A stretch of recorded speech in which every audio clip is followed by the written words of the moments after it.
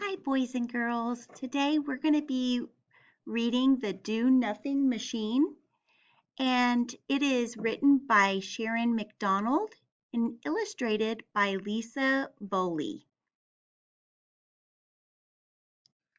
The Do Nothing Machine.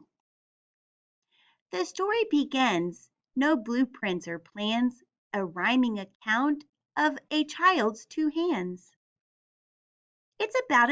It's a story about John, the inventor of things, who made a machine from wood, nails, and string. He marked his machine with letters galore. He couldn't write words since he was just 4. With all kinds of tools, John spent long hours reworking, remaking, and adding tall towers. When friends asked John, "What does it do?"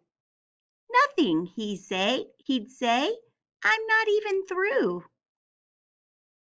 The do-nothing machine, John named it one day, after months of adding and taking away. The fun was in building, not getting through. It was not important what it could do. So gather together the best you can find. Make a do-nothing machine from ideas in your mind.